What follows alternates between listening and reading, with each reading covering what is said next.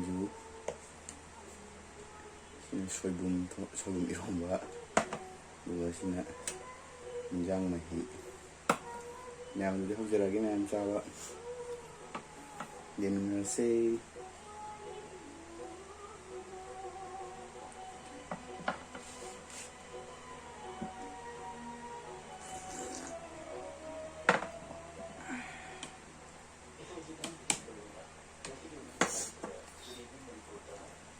ꯑꯩ ꯏꯟꯖꯥꯡ ꯄꯨꯊꯔꯛꯀꯦ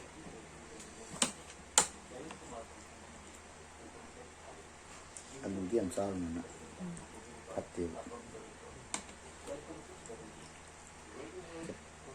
ꯉꯥꯏꯈꯣ ꯍꯣꯔꯦꯟ ꯀꯣꯟꯅ ꯂꯧ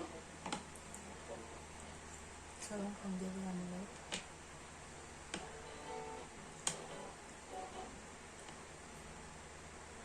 ꯁꯤꯡꯖꯨꯁꯦ ꯂꯣꯏ ꯉꯝꯒꯗ꯭ꯔꯥ ꯇꯥꯅ ꯈꯪꯗꯦ ꯌꯥꯝꯃꯟꯈ꯭ꯔꯦ ꯉꯁꯥꯏ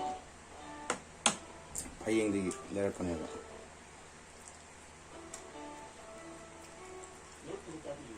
ꯁꯤ ꯌꯥꯝꯅ ꯌꯥꯝ ꯄꯥꯝꯃꯤ ꯂꯨꯄꯥ ꯆꯥꯝꯃ ꯌꯦꯡꯉꯨ ꯀꯌꯥꯝ ꯌꯥꯝꯃꯤ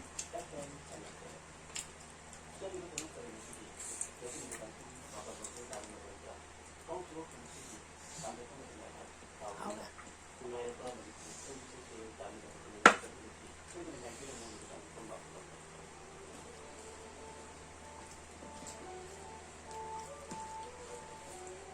ꯍꯥꯎꯕ꯭ꯔꯥ ꯆꯥꯎ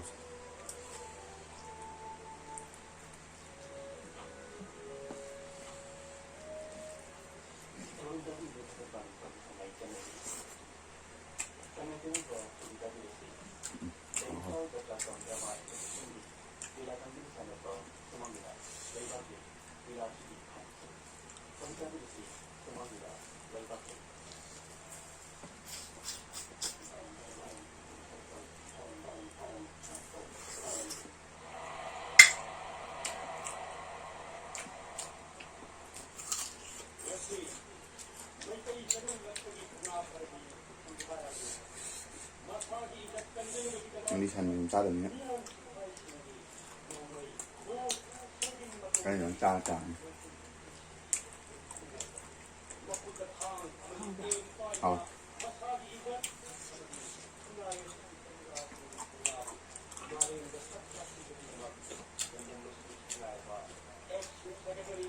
ꯍꯌꯦꯡꯁꯤꯅ ꯈꯔ ꯃꯍꯥꯎ ꯇꯣꯡꯉꯥꯜꯂꯦꯕ ꯑꯩꯈꯣꯏ ꯆꯦꯛꯀꯣꯟ ꯁ꯭ꯋꯥꯏꯗ ꯐꯪꯕꯁꯤꯅ ꯌꯥꯝ ꯀꯦꯡꯉꯦꯕ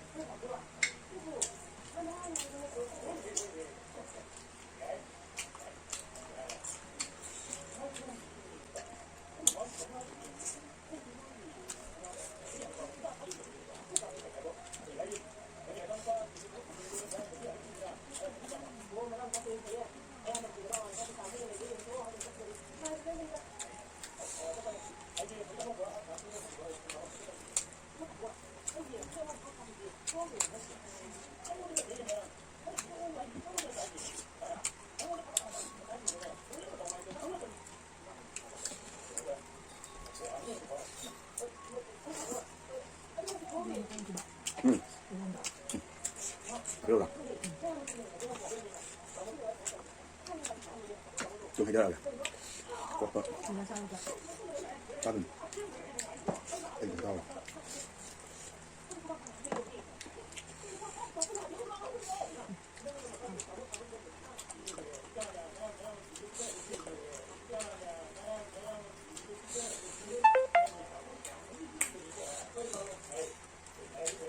이 수분이 이런 거 우리 도움을 한다. không khó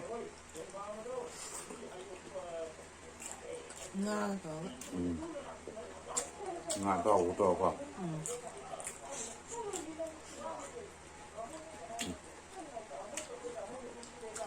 sao mình muốn hỏi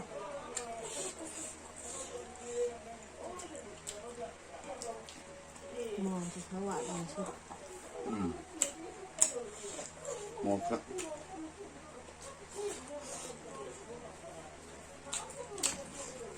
một anh đi học này một số phải đó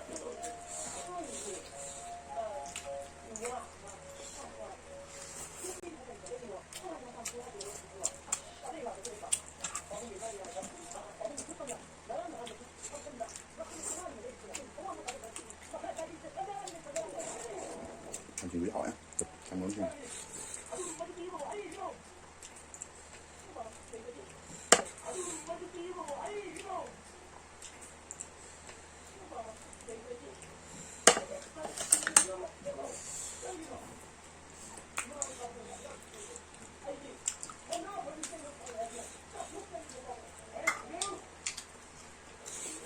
mới cái khâu gì vậy cái này là kêu mình chui mà ra này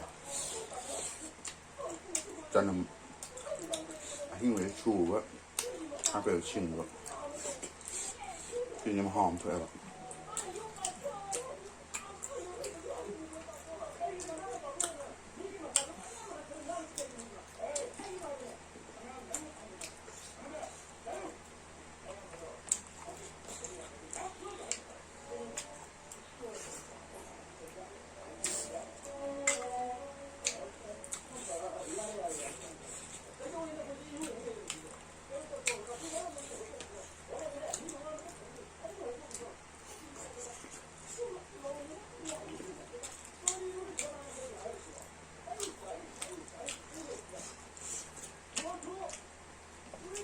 vô mình hỏi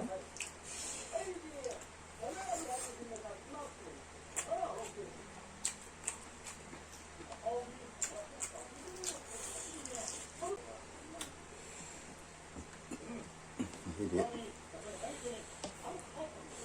phèn đi cầu gì đó vì phèn thì dù sâu và xuống mua sản xuất của viện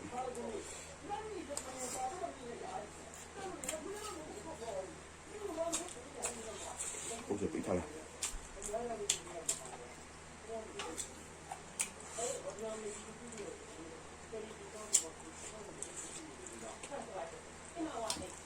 coi rồi 잘 먹는다. 잘 먹는다. hai đứa khách thuốc của nó thì khá coi 잘 살 거야. 살이야.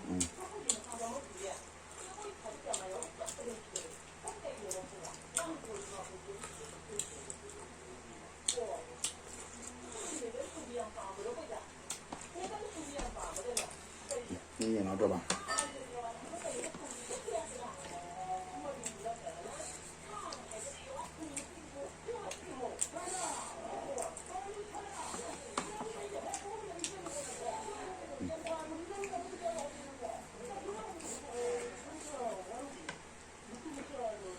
đây cùng gì ạ sao sao 싸는 면이 뭔가 sao mấy nó cô ra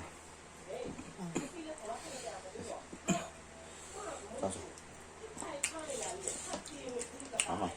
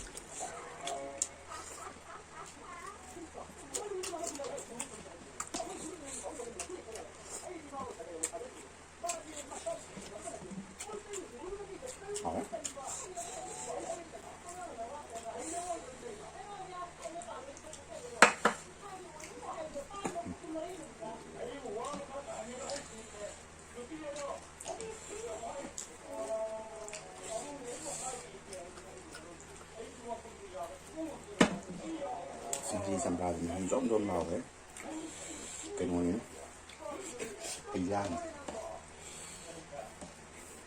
ꯍꯥꯎꯕꯗꯨꯔ ꯑꯁ ꯈꯨꯍꯥꯎ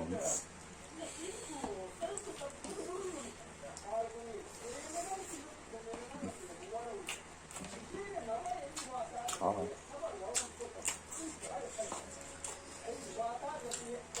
ꯌꯦꯟ ꯊꯣꯡꯕ ꯍꯥꯎꯃꯟꯗꯅ ꯁꯣꯏꯕꯨꯝ ꯏꯔꯣꯝꯕꯅ ꯌꯥꯏꯕꯤꯔꯦ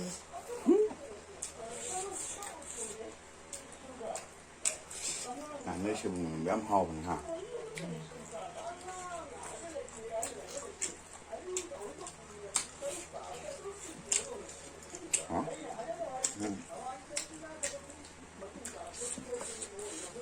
ꯑꯩ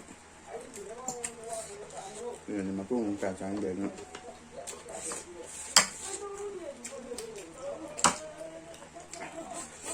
ꯑꯂꯨ ꯆꯥꯖꯔꯦ ꯉꯁꯤꯗꯤ ꯁꯟ ꯃꯎꯟ ꯁꯤꯡꯖꯨ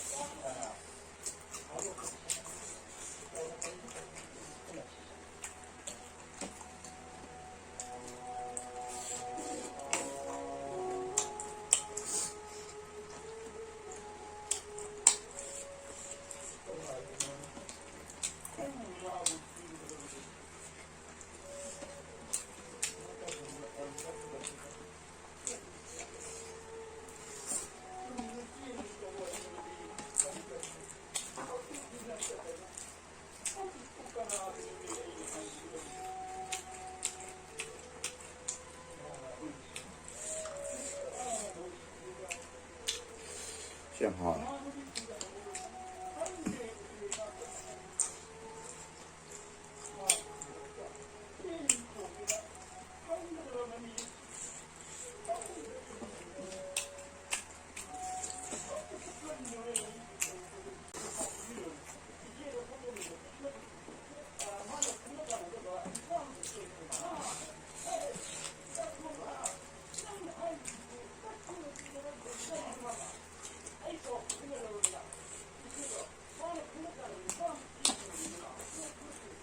ꯈꯗꯥꯡꯗꯤ ꯈꯔ ꯆꯣꯛꯑꯦ ꯀꯟꯕꯩꯔ ꯈꯔ ꯀꯜꯂꯦ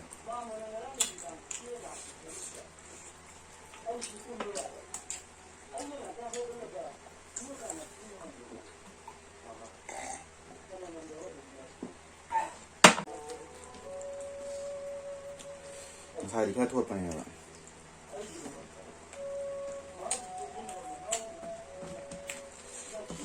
ꯑꯗꯨ ꯍꯧꯖꯤꯛꯇꯤ ꯌꯥꯗ꯭ꯔꯦ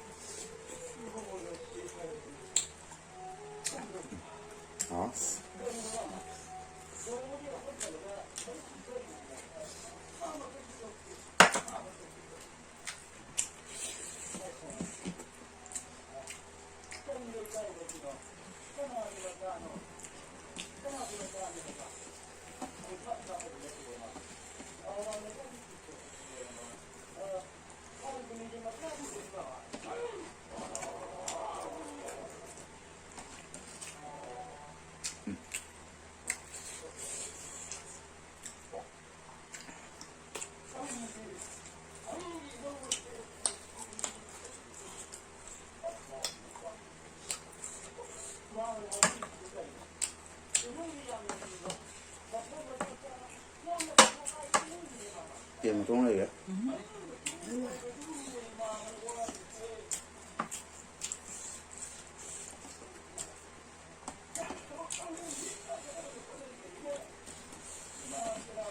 ꯍꯥꯎꯔꯦ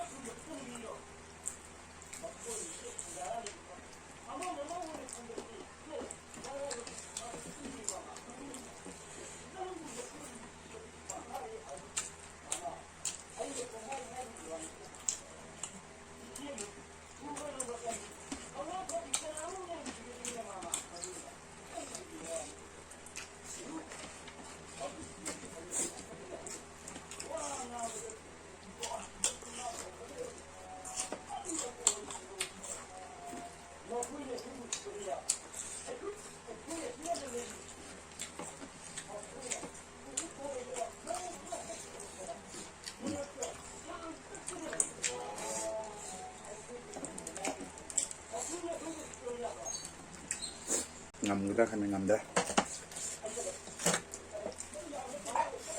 얘들아. Có gì một 시신도 좀 사야 먹나? cái gì cũng đâu ta. Cái gì đừng xin một đâu đi. 시신도 먹고 살다 이래. Vô mới sao để mình có sao được. Liên thông mới sao được. 사회전에 봐. 신내 짜는 데도 수가 이모로 가고 주요 이거. 오케이. 거기 짝꿍이 해다. 그래서 손이 짝꿍이. 하고 좀 사야 봐. 그래서 짜는 거 구야 되거든. 또 짜는 거 구야. 대신 죽이는 거. 아니면 샤비네. 하고.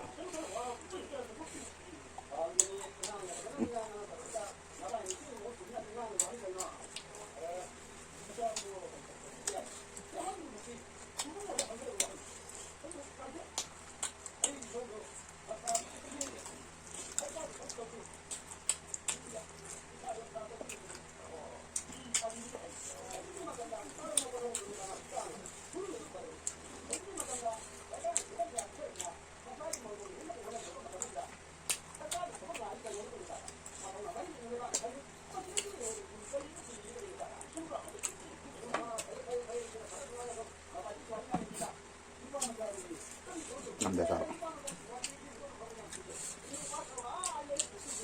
잘 Nhà mình sao bây giờ đây? 이거 봐. Cho nên giờ mà đi anh phải sao đây? 아직 얼마나 많아? 쟤는 지금부터 나왔네.